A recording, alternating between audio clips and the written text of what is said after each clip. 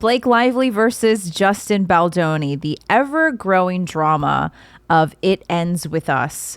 One of the most dramatic film releases that we've seen, I think, in the last year. Let's talk about this because I think it actually brings us to a very important conclusion about Hollywood that I actually don't see anybody talking about yet. Everyone's talking about the drama and they're, picking a side and team Justin. Most people are team Justin. Some people are team Blake. But I think this entire drama actually brings us to a conclusion that we need to talk about people in Hollywood, which we're going to get to. So let's summarize the drama first. First of all, welcome to The Shift. If you're new here, welcome to my channel where we talk about building healthy, whole women. The summary of this drama, it Ends With Us, is based on a novel. I forgot what year it came out, but it's a novel written by Colleen Hoover. And the plot line, I'll just summarize it really quickly, is a woman moves to a new city, starts her new life, basically, meets the love of her life, this guy Ryle, falls in love with him. It turns out to be an abusive guy. And so one of the biggest topics of this book is DV, domestic violence. And then her first love comes back into her life, and then it becomes sort of like a love triangle thing. But that's the sort of plot, right? And I remember seeing the previews for this movie earlier this year. I think it was even back in January or February. And I was like, I'm kind of excited to see this. I haven't read the book, but now I'm interested in reading the book. I was like, this looks kind of cute, but kind of dramatic too. But there's drama brewing behind this movie. And it all started when people started noticing. Remember, TikTok sleuths of this age are very impressive. They can get to the bottom of any drama. And the sleuths started realizing that the press tour for this film was a bit disconnected and disjointed. They even noticed that Justin Baldoni, who is the director of this film and also starred as the main character, Ryle, the abusive boyfriend/husband. I think they got married, I'm not sure. But they noticed that Justin Baldoni and Blake Lively were watching the premiere of the film in separate theaters, which is like unheard of. That's not what happens. The director and the cast, they usually go in to watch the film together when it premieres, but that was not happening with It Ends With Us. And then the TikTok sleuths and the TikTok FBI agents started digging deeper, and they realized that all of the interviews and all of the press hits on this movie were being done separately. Like, you didn't see any of the press tour being done with both Blake Lively and Justin Baldoni in the same room. It was often like Blake Lively and her co-star, I forgot the name of the guy, Brandon Sklenar or something like that, and Jenny Slate and Colleen Hoover, who is the author of the book. They would all go do press hits together and do interviews and talk about the movie and talk about the story. But then Justin Baldoni would go do his own interviews, solo interviews, talking about the movie and the book and the adaptation and what the movie meant to him. And then it started to get kind of weird because Ryan Reynolds, Blake Lively's husband, of course, he started doing a bunch of press for It Ends With Us. And he was at the premiere, which is normal, fine, supporting his wife. But he was also there with Hugh Jackman. Hugh Jackman is starring with Ryan Reynolds in the Deadpool Wolverine movie. And people started noticing that Ryan Reynolds is doing more press for It Ends With Us than Justin Baldoni is. And people were like, why? Why is he doing more press than Justin Baldoni, the director of the film? And then people noticed that it was starting to become very clear that the PR move was an attempt to merge the two films together, It Ends With Us and Deadpool Wolverine, kind of like they did with Barbieheimer last summer. Was it really last summer? Or was it 2 summers ago? I think it was last summer. And they tried to sort of mash those press tours together. And that's what they were trying to do with It Ends With Us and Deadpool Wolverine. Who knows if it was actually successful, but people were noticing that Ryan Reynolds was like doing more press than Justin Baldoni was. One thing I always carry in my car or in my kid's diaper bag is a first aid emergency kit, because accidents always happen and you never know what might fall at your feet. You might be on a road trip with friends, taking a vacation with family, out hiking with your kids, whatever it is, you want to be prepared. And this kit has everything you need to treat over 30 different medical conditions and emergencies, including bleeding and bite wounds, anaphylaxis, toothache, skin infections, UTIs, dermatitis, and more. And all you need is one kit to be prepared for unforeseen emergencies.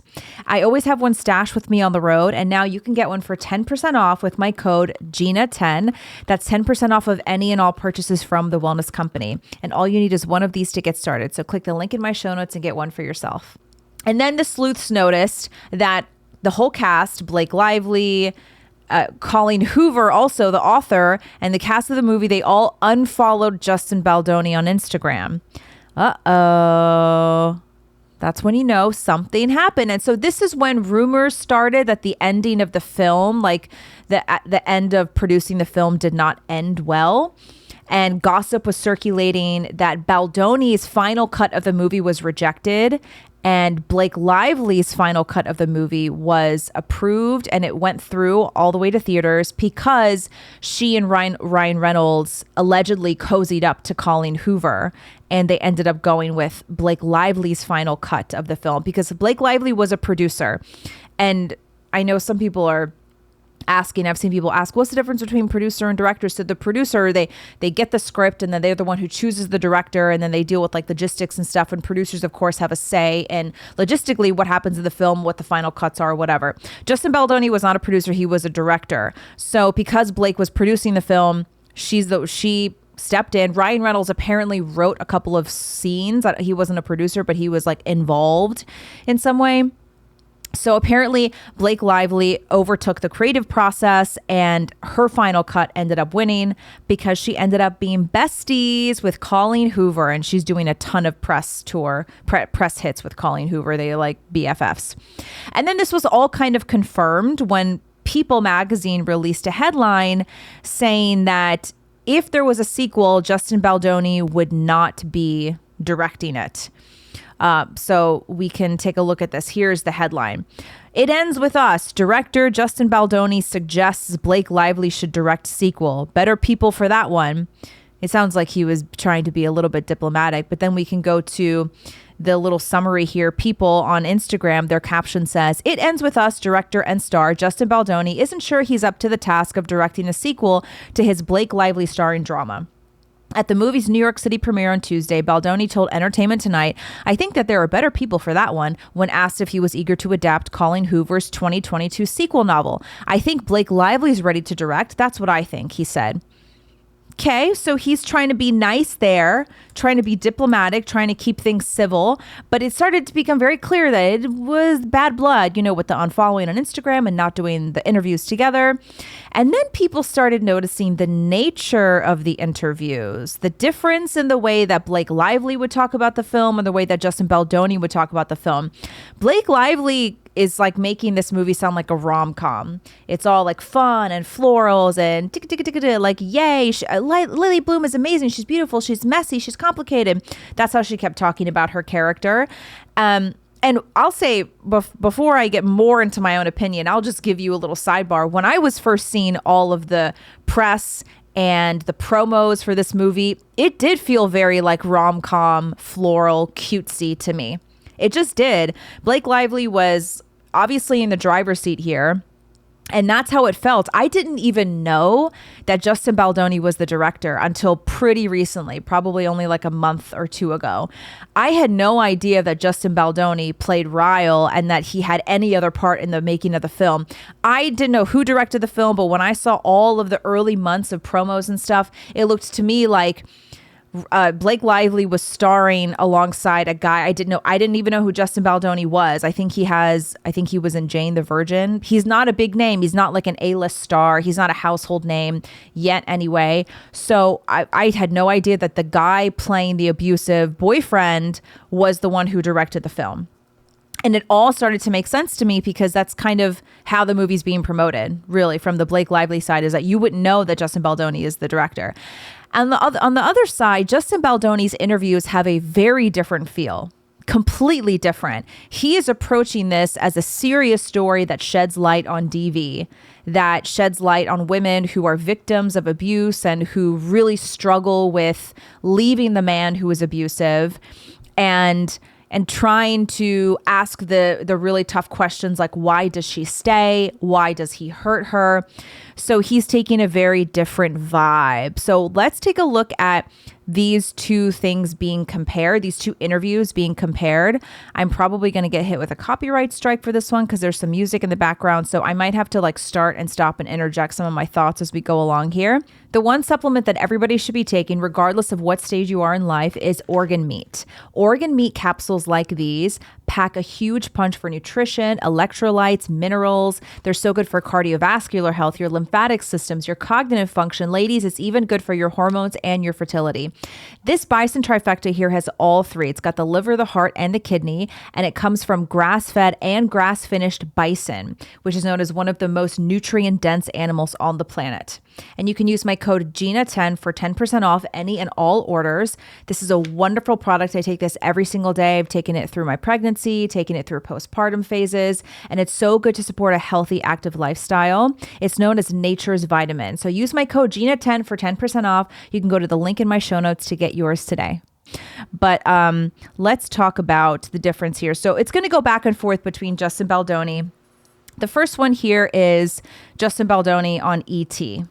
Comes to mind isn't so much about the work that went into it, but about the why behind it. If a Lily Bloom in real life can sit in this theater and maybe make a different choice for herself than was made for her, maybe she sees herself on that screen and chooses something different for herself. That's why I made the movie. What's your child? Okay, so Lily Bloom is the main character of this book and the movie. So that's who Blake Lively plays, okay? And now we're going to see Blake Lively come in. And To wear Britney Spears' Versace dress. okay, wait. So if you missed it, it kind of happened fast. They asked her, "What's your childhood dream?" And she said, What's your childhood dream? To wear Britney Spears' Versace dress. so that's also kind of important to add, is that she did wear the Britney Spears Versace dress, a very famous dress that Britney Spears wore in the early 2000s. And Blake is like, she's owning it. She's flaunting it. That's what she's talking about on the red carpet. You want people to take away from this project, what would you say? Hope that everybody has the ability to end a cycle that they didn't ask for. We can all say it ends with us in our life. Is she great? Yes. Love. And I'll also interject and say, from everything that I've been reading and hearing, this also deals with sort of like generational trauma. So if I read it correctly, it seems like there was some kind of abuse that was passed down to families. And, you know, as we know, statistically, girls who are children who grow up in a childhood home where there is abuse, they're unfortunately much more likely to get into relationships that are also abusive. So Justin Baldoni's like, I hope that the message I want is hope that you can break the cycle. And that's why it's called It Ends With Us. Now Blake Lively is being asked about her character, Lily Bloom. What did you love about her? I just love that she was just like an amalgamation of contradictions, yet it made perfect sense for her. So she's incredibly strong and self-assured and knows who she is, yet she's vulnerable and she's tender and she gets lost. I love that she was feminine. I love that she liked old things and then new shiny things, and she was very over the top and glamorous in other moments. This is your night, mister. No, Yeah, so obviously she's being very flippant, okay? We'll keep going, and here's Justin Baldoni. He's like, this is not my night. this isn't my night. This is a night for all the women who we made this movie for. It Ends With Us is in theaters now, so grab your friends, wear your florals, and head out to see it. And that little clip there, when she's like, grab your friends, grab your floor, wear your florals, people are making spoofs on that, and they're showing like serious movies like 12 Years a Slave, and they're like, okay guys, grab your friends, wear your cotton dress, and get to the movie theater. And like, some of these parodies are really, really funny. Let's keep going. question that's always asked is, why did she stay? And that's the wrong question. Yeah. We need to be asking ourselves is, why do men harm? Yes. And that was the big thing for me. And what I've learned more and more and more of is like, these women who experience this every single day, there's real love there. There's charm, there's charisma, there's passion, there's the... And let's see if there's another one that's like, oh yeah. And so she's using her hair care. She's using this to launch her new hair care brand called Blake Brown. So she's wearing the dress that she wore on the red carpet, and now it's all about Blake Brown. She's throwing her hair around. Also have to protect. Okay, so Justin Baldoni is continuing talking about Ryle as the character. And here's Blake. Like, we again. delivered a story that's emotional and it's fun and it's funny and it's painful and it's scary and it's tragic and it's inspiring. How did you bring her to life? Well, I think she's so much more than just a victim of domestic abuse. That's something that happened to her, but nothing any one person did to her can. So that's good. You get the idea, right? You get the idea. And there's one video in particular that I'm going to show you where she's doing an interview, and this is just like by far the worst answer that she gives.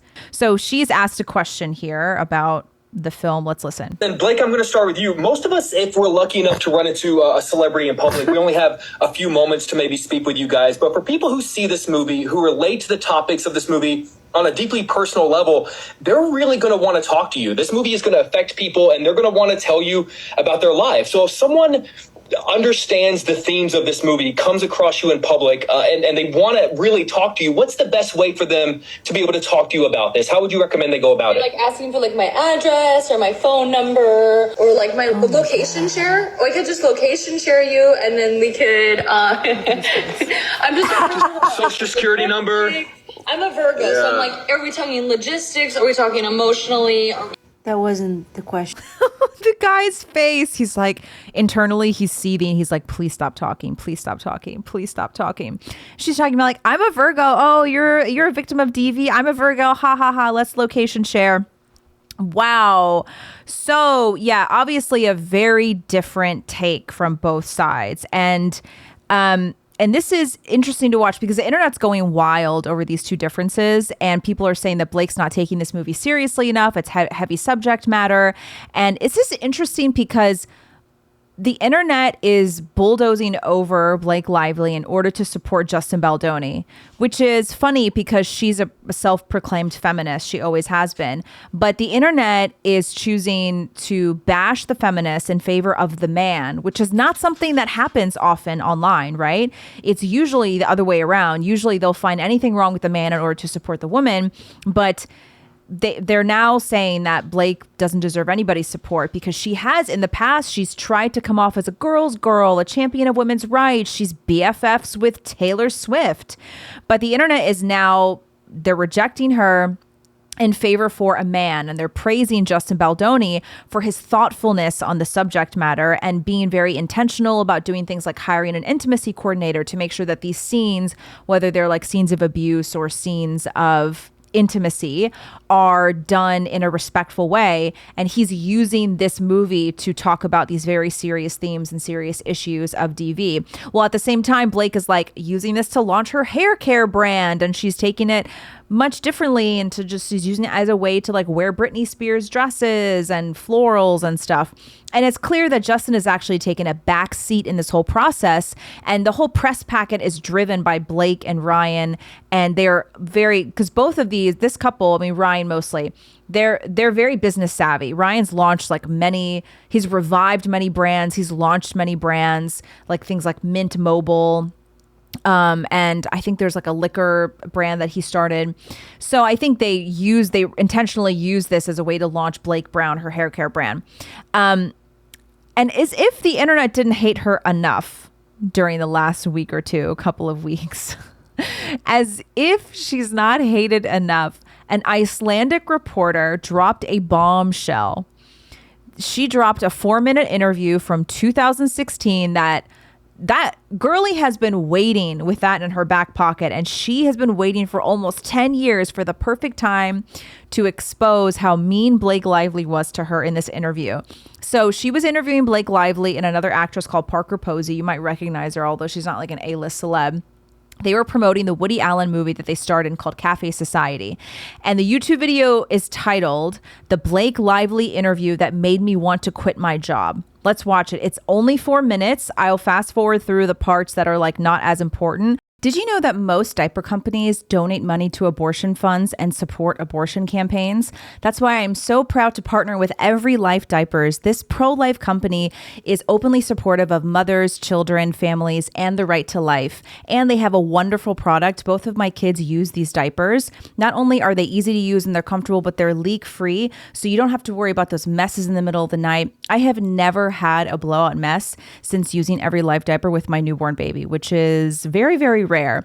I love the product, and I also, of course, love supporting Every Life in their mission. It is so rare today to find a company that is openly pro-life and openly supportive of mothers and families. So that's why I'm so proud to be supporting Every Life, and you can support them too while also getting a fantastic product. Use my code 10GINA for 10% off of your first order with Every Life. And even if you're not a mom and if you don't have kids that are in diapers, it makes a great gift. So if you know a mom who's about to have her first child, or you know families that have multiple kids who are in diapers, this makes a fantastic gift. So use my code 10GINA at checkout and support this amazing company that has an amazing product. It's a very interesting thing to watch because it shows what a mean girl Blake is. First of all, congrats on your little bump. Congrats on your little bump. What about my bump?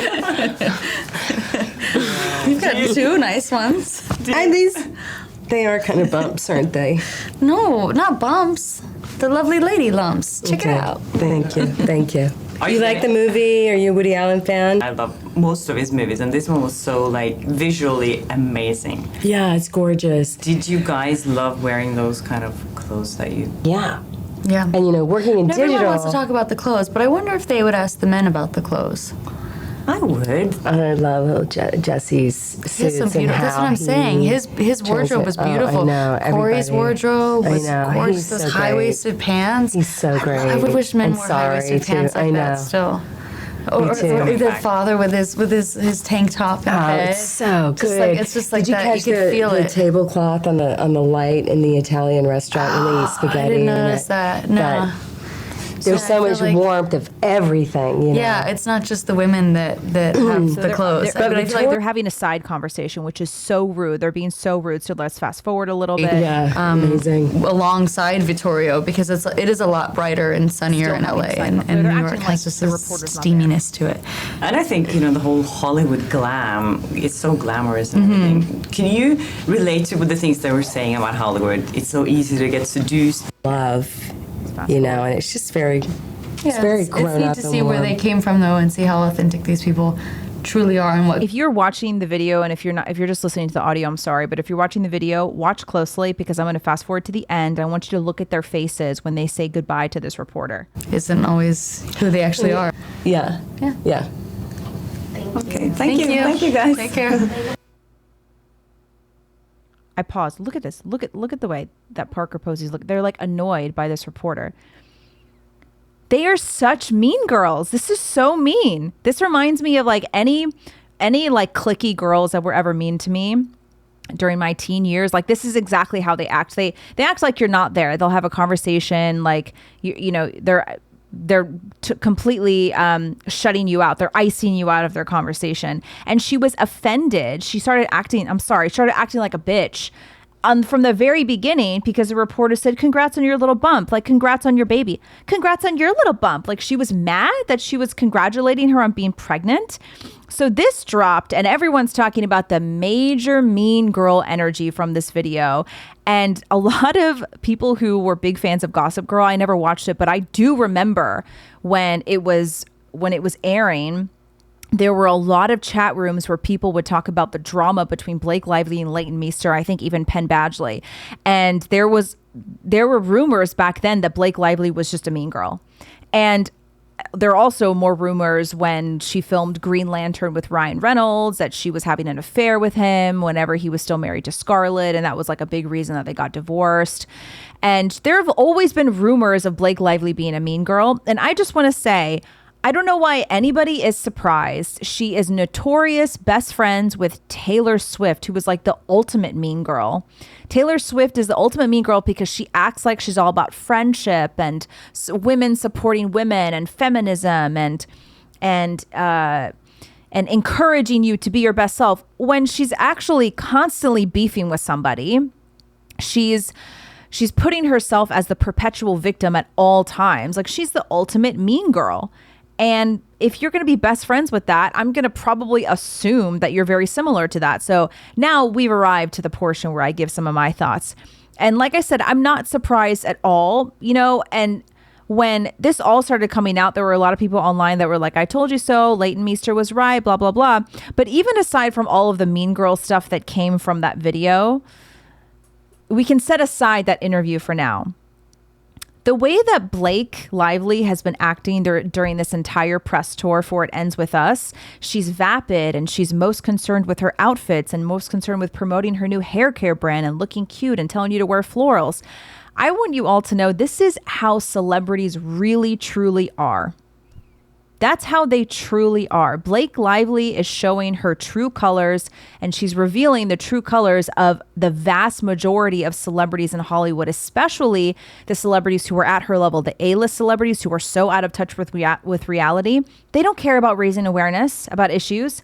They don't actually care about highlighting so-called oppressed groups of people or marginalized groups of people. They don't care. They care about ticket sales. They care about growing their career. They care about promoting their business and their brand if they have one, which most of them do at this point. People are like, oh, Blake Lively and Ryan Reynolds are acting like they're so out of touch with reality. They're acting like they're so rich, whatever. I'm like, yeah, that's because they are. When you were at that level of fame, when you were at that level of success and wealth, you don't do your own grocery shopping. You don't drive yourself places. You don't even, it's not even like you pay your own bills. You have somebody who like handles all of the paperwork and finances for you. You have somebody, you have a private chef cooking all of your meals. You're being driven everywhere. People are waiting on you hand and foot. You are completely out of touch with reality, like so out of touch with reality. So in a way, Blake Lively is being totally honest in this press tour. She is being completely 100% herself because she's at that level now with her career and her life where she's like, I don't even care. I'm not even going to try to pretend to be something I'm not. I'm not even going to try to pretend like I care about domestic violence and survivors of abuse. I don't even care. I want to wear my cute dresses and show you my hair care and flaunt it on the red carpet because that's how celebrities like her are. I don't know why anybody is surprised, and they come off that way because that's exactly how they are. I don't know if you guys are fans of Succession. Anyone who follows me knows it's like one of my favorite shows. I will rewatch it any chance I get. There's a scene, I think it's in season 2 or 3, where Logan Roy, the patriarch of the family, he says to his son, Roman Roy, he says, how much does a gallon of milk cost? Because he's obviously filthy rich and his children are filthy rich because of him. But Logan Roy grew up poor. And he says, how much does a gallon of milk cost? And Roman Roy's like, I don't know, Dad. Why would I know that? He's like, you're an idiot. You don't even know how much a gallon of milk costs. And he asked that as a way to show how out of touch his kids are with everyday America and with everyday life. And that is exactly how Blake Lively and Ryan Reynolds are. They are so out of touch. They don't care about any issue and topic and heavy subject matter in their movies. They don't care. All they care about is ticket sales and getting you to buy their stuff and go watch their movies. So when people criticize Blake for not caring about DV victims, guess what? Basically no celebs at her level care about the marginalized and the oppressed. And if they say they do, they're only pretending because their PR teams told them to do so. All of these A-list celebs at that level could not care less about women in need, poor people who are suffering from whatever ailments they're suffering from.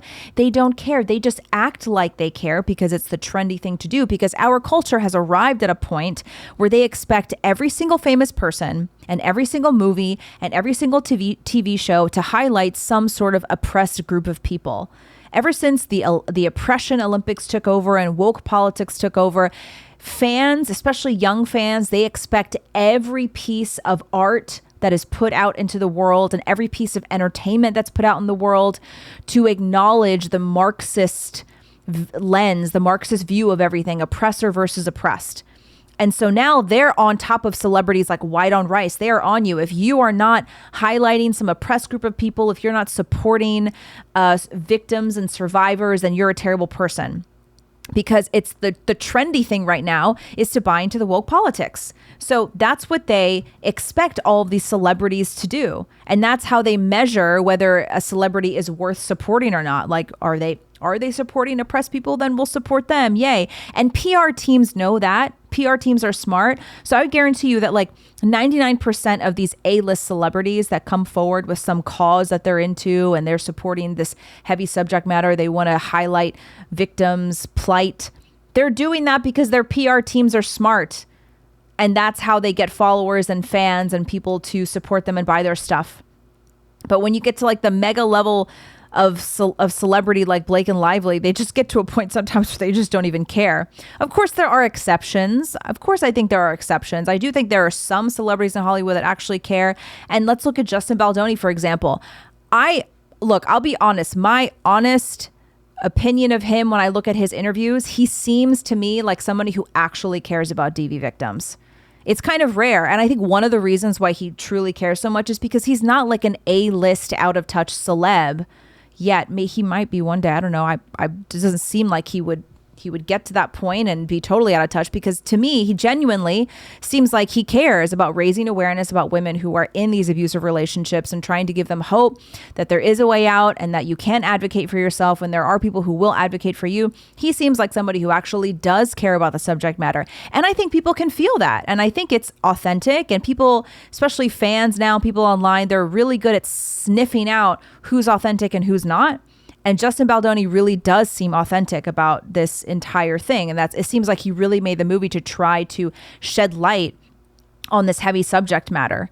And Blake Lively, she's doing exactly what is honest and true for her, which is, I'm so excited to make this fun movie. Look at my outfits and buy my hair care.